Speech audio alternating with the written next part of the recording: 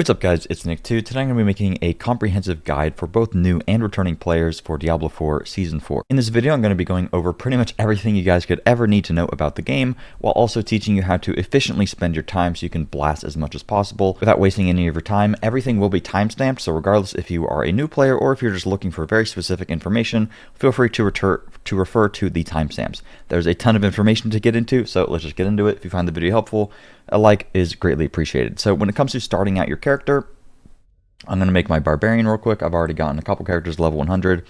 Make my barbarian real quick. Let's call him, we want to skip the campaign. Unless you haven't done the campaign at all yet, you want to skip it. But if you haven't done it at all, make sure to do it real quick. Let's go with the name Meatman here. And obviously we're going to go into the seasonal realm, and we want to go on World Tier 2. They drastically increase the amount of XP World Tier 2 gives you, and leveling up is extremely easy nowadays, so there's literally no reason to ever do World Tier 1. So we want to go into World Tier 2. So to start out, we're going to load right into Kyovashad. Right off the bat, I would recommend finding a leveling build. You can find one using the channel sponsor Mobalytics, or you can use any other build website. If you are playing a sorcerer or a necromancer, I'd highly recommend checking out the leveling builds that I have posted for those two classes. Those are the two best leveling builds in the game. At this point, I would just spend some of my skill points, and now real quickly we see that we have a seasonal quest to do right here. This season, there isn't really a seasonal mechanic. There is no borrowed power. There's just this little reputation thing that you can start earning, and it's pretty much just going to have you go to the Helltide and do a couple of quests. This is the only seasonal mechanic for the season, so as you start to progress the quest, it'll pretty much give you access to this Wolf's Honor reputation vendor. As you farm the Helltide, which is pretty much where you're going to spend a lot of your time leveling up, you're going to get a lot of this Wolf's Honor. There's a ton of very good rewards in here, especially for leveling. While leveling, I tried to save some of these to wait for higher world tiers to see if the rewards would scale up. And more often than not, the rewards did not scale up. So I'd recommend just grabbing them as soon as you unlock them.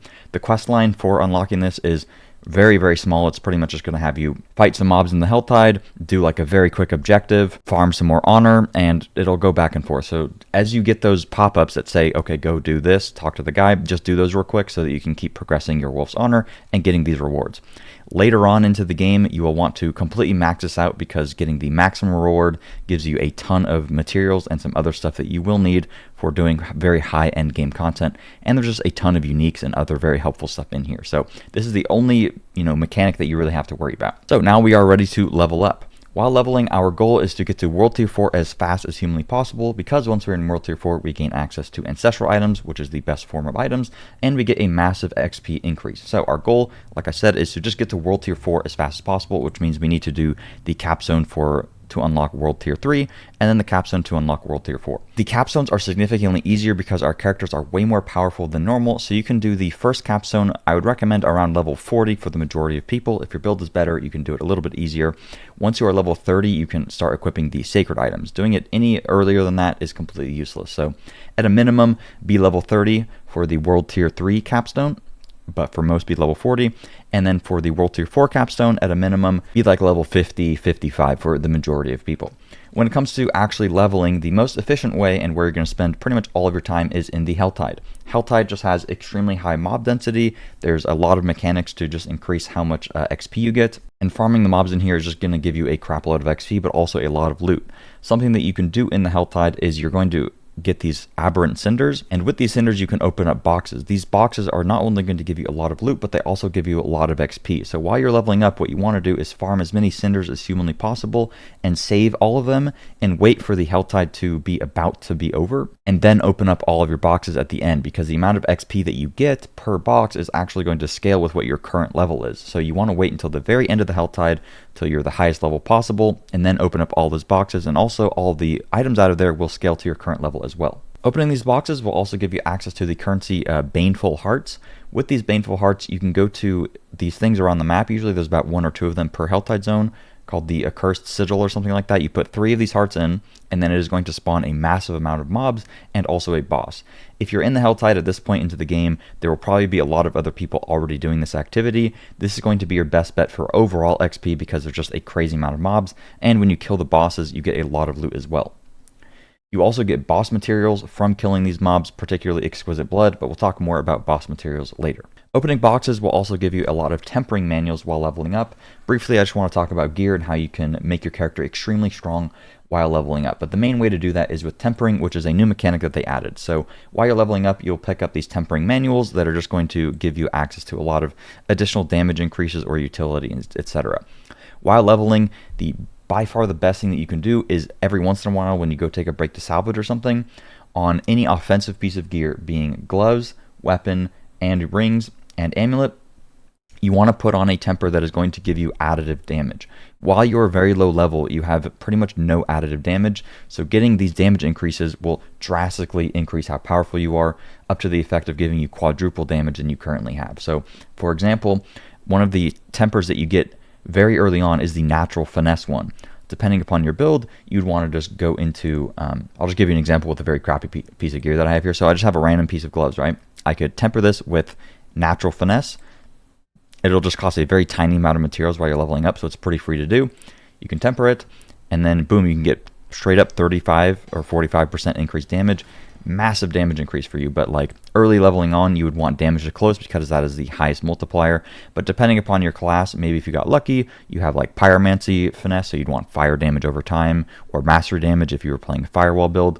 Obviously, that is dependent upon the build that you're playing, but generally speaking, almost all of you guys will get the natural one, and damage to close should work for the vast majority of builds and is a massive multiplier. So definitely make sure to be tempering your gloves, weapon, rings, and amulets while leveling up, because this is a huge power spike. Some other general tips for gear while leveling is to look out for legendary aspects on gear that you might want, particularly ones that have higher rolls. While you are leveling, if you find a really good legendary aspect that you want, you can salvage the piece, and then that will be active in your Codex of Power, and then anytime that you go to your Codex, you can just apply it on any item. This will just save permanently, and this is going to be dependent on how high of a roll you got. So if I looted an accelerating aspect with a max roll of 25%, I can just salvage that item, and then boom, I will have access to this permanently.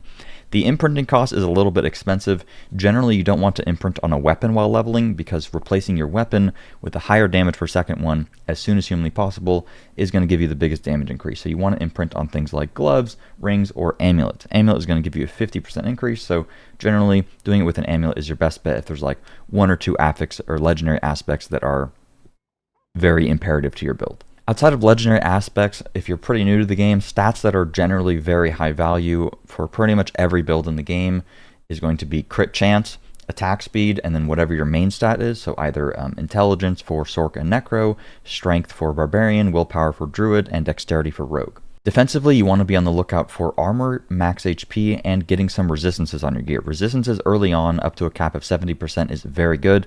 If you have maximum armor and max resistances, while leveling, you'll be pretty much invincible in the Helltide. One of the best ways to get a lot of armor and to armor cap yourself throughout the entire leveling process is to go and get the aspect Juggernaut. This is going to pretty much give you armor cap the entire time that you're leveling. You have to actually loot this off of the ground, but an alternative that you can get is Aspect of Disobedience. This will help you with your armor drastically. But be on the lookout for gear with resistances. Resistances can drop on almost every piece of gear. The leveling is really straightforward. You're pretty much just going to be sitting in Helltide all the way until World Tier 4, killing as many mobs as possible, trying to get as much chests as possible to get a lot of loot, etc. And your leveling process, it'll take you like maybe 4 hours to get to like level 60 or so. It's really, really fast in the Helltide. One thing to quickly note is that while you're in the Helltide, you can get this consumable Profane Mind Cage. This makes it to where the monsters in the Helltide level are increased by 10 levels. If you're fighting mobs that are less than 10 levels above you, you will want to pop this because this will increase how much XP they give you, but only if your build is particularly strong. If you're having a hard time, obviously you don't want to make it more difficult for you, but this will just drastically increase the efficiency of doing the Helltide for XP. So if your build is really strong, be on the lookout for that. While you're in the Helltide, it is very worth it to go out of your way to try and get all the Grim Favor rewards as possible. And then anytime that you get 10 rewards, you want to go into the Tree of Whispers and open up the cache. The reason that you want to go out of your way to do this is that gold becomes a massive problem in the game. Pretty much everything that you do has a gold cost associated. Imprinting aspects, re-rolling your gear, masterworking your gear later, which we'll talk about, is super expensive. Crafting elixirs, like anything and everything you can think of has a gold cost tied to it. So getting the Tree of Whispers is the best way to get your gold with Grim Favors. In World Tier 4, opening up one of these, let's see, I'm at 404 million right now. I'll pop this. Usually they give about 4 to 5 million gold, and it gives a good amount of loot and some much needed boss material. So that time I got 6 million gold because it was a legendary chest, so that was really good. But it's pretty much your best way to get gold in the game. Outside of that, you're pretty much just going to live in the Helltide until you're in World Tier 4. Once you finish the capstone and you unlock World Tier 4, you're pretty much no longer confined to just being in Helltide, and kind of the whole end game opens up for you, and you can start to do a lot of different activities depending on what you need at that moment. Once you get into World Tier 4, your primary goal instantly is to get a full set of Ancestral Gear, and ironically enough, the best way to do this is probably Helltide, but any open world activity is a good idea to try and get some ancestral items. The best thing that you can do is get an ancestral weapon very early on, and then imprint a good aspect on it, and then roll with that. That's going to be your biggest damage increase. But getting like ancestral armor will help armor cap you, and you want to just make sure to get some resistances, and then just try to get like a decent baseline build with some of that ancestral gear. Once you have a few ancestral items and you feel pretty powerful with your character, you're maybe around level 60 to 65, maybe 70, you want to start doing nightmare dungeons. The reason for this is it's going to be the best way to get XP, and it also gives you much needed glyph XP so that you can upgrade your glyphs, which is a huge power increase, and it is the only way to level up your glyphs. If you don't have a Nightmare Dungeon sigil, you will need to unlock one by just doing some Tree of Whispers. It'll give you sigil powder, and it'll also drop you a sigil. While you're leveling up, you want to do Nightmare Dungeons that are about 10 levels higher than you. The monster level needs to be 10 levels higher than you to get the maximum amount of efficiency for XP. Obviously, though, if you're having difficulty, feel free to lower the level of the Nightmare Dungeon, right?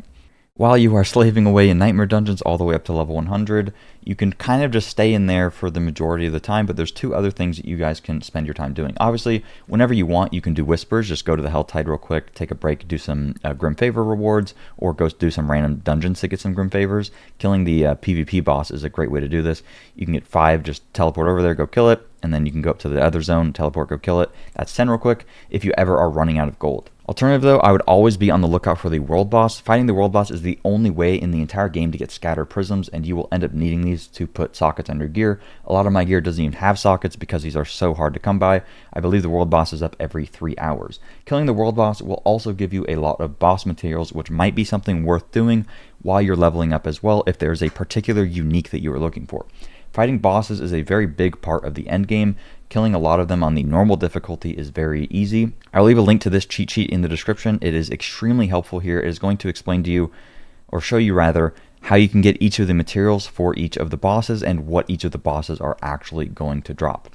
They added in this season tormented versions of the bosses where you need 3 times the amount of normal materials. So if I needed normally 1 gurgling head, trembling hand, blackened femur, etc., I would need 3 of each of these, and I would need 2 Stygian stones.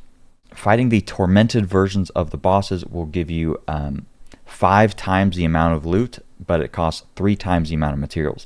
These are pretty hard to do. You will need a near min-max build in order to do it, but while you're just getting to level 100, fighting any of these bosses on the normal difficulty is extremely easy with how powerful our characters have become.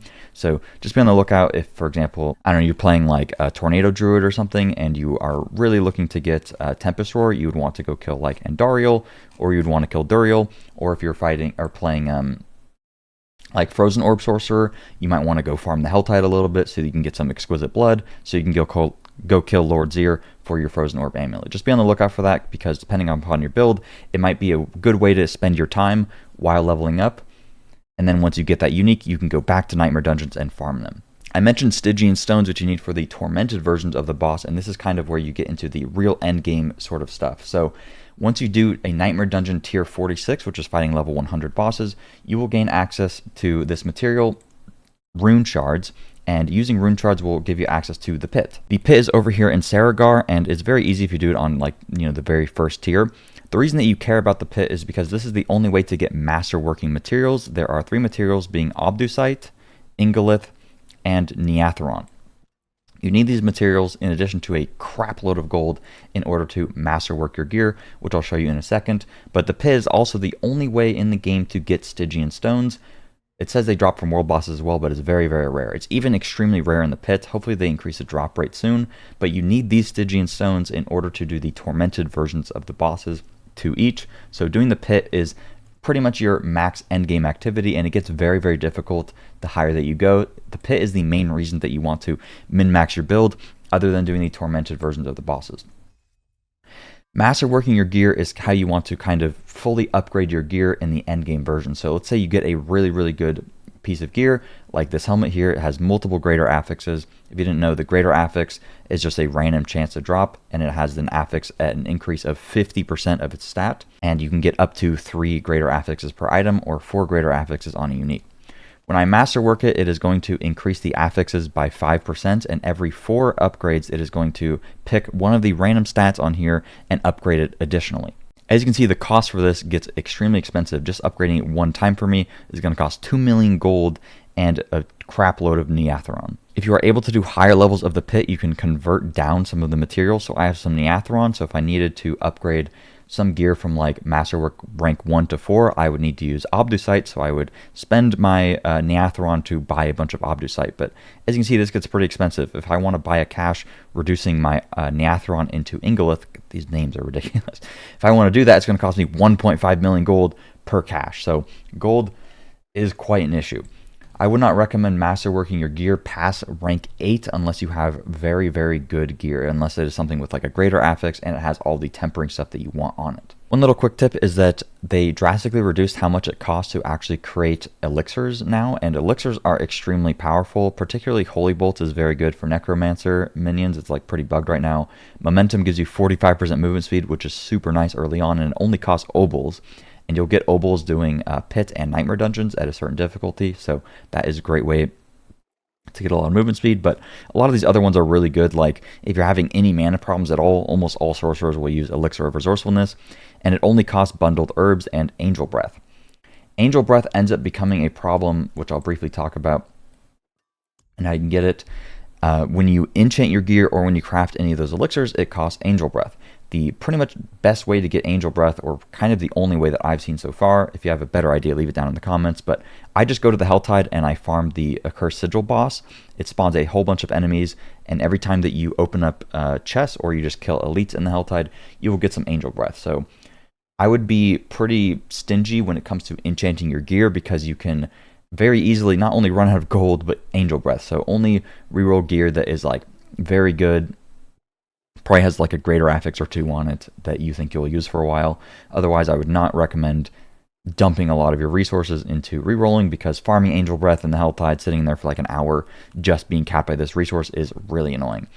That's pretty much it though. The crux of the endgame is kind of just trying to min-max your character, do as many tormented bosses and pit runs as you possibly can to try to get a lot of greater affixes, and you just farm whatever material you need at that time. If there's like a certain uber unique that you need from a tormented boss, go try to farm a lot of tormented bosses and get that uber unique. If you're just trying to look out for like gear, pretty much anything you do in the game, like Helltide activity gives you a crap load of gear, or you could just farm the pit so you can get both gear and a lot of the materials to masterwork your gear at the exact same time, so that by the time that you get a good piece of gear, you have all the materials to masterwork it.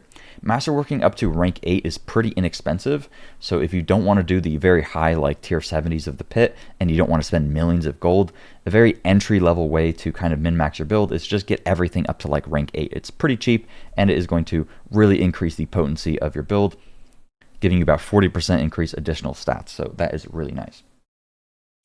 But otherwise, like, it's pretty simple. You just go do the world boss whenever you feel like it. Go from the Helltide anytime you need some Angelbreath, or you just want to do some chill, relax activities. You do Nightmare Dungeons for Glyph XP, and you do the pit for loot or for other materials, like I said. And you just spend your time min-maxing your build. That is pretty much it. If you guys have any questions, feel free to leave it down in the comments. Hopefully you guys found this helpful. If you did, please make sure to drop a like, all that good stuff.